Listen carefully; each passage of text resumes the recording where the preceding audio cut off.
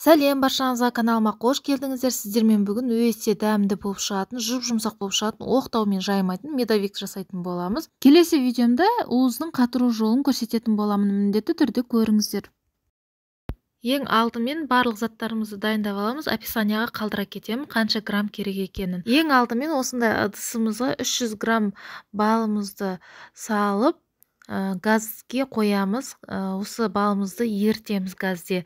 Осы еріп болған соң үстіне бір ас қасық ас содасын салып, лопатаның көмегімен жақсылап араластырамыз. Осында қоңыр түстес болу керек, көпіріп әдемі болып шығады. Енді осының үстіне бөлме температурасында тұрған 180 грамм сармайымызды салып, лопатаның көмегімен жақсылап араластырамыз. Осы сармайымызды ертіп аламыз.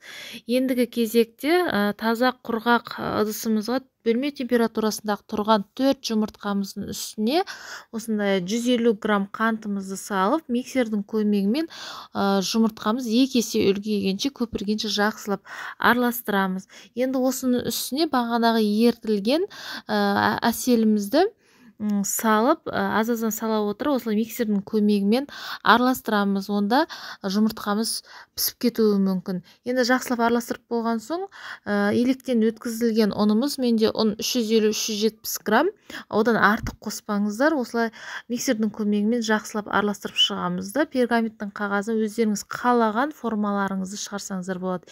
Енді осындай үстіне ұнымызды сеуіп, қолымызбен жайып шығамыз.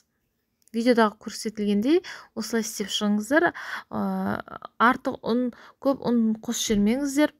Енді осы қызып тұрған пеште 180 градуста 5-7 минут тез піседі. Қарап тұрыңыздар, әркімнің пеші әртүрлі болған соң тез пісуі мүмкін. Пышақтың көмегімен осылай 4 бұрышты етіп кесіп аламыз да, көріп тұрғандарыңызда әдемі болып шықты, жұмсақ болып шықты, сынбайды. Осымен менде 5-6 корж шықты. Енді крем дайындайтын боламыз.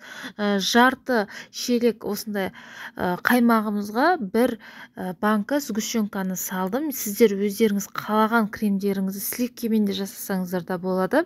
Осы екеуін жақсылап араластырып, креміміз осымен дайын болды. Енді қалған осыны шеттегі қалдықтарынан крошка жасайтын боламыз. Бетіне сеуіп шығатын боламыз. Ендігі кезекте осы тортымызды жинайтын боламыз. Кремімізді жағып, қабат-қабат етіп жинап болған соң, бағанағы жасалған крошканың үстіне безендіріп, бір түнге немесе даже пропитканы қатты қажет етпейді. 1 сағаттың ішінде пропиткасы сіңіп әдемі болып шығады. Оқтаусыз жайылады. Сіздер де осы рецептпен міндетті түрде жасап көріңіздер. Алда менің жаңа видео рецепттерімді көру үшін менің каналыма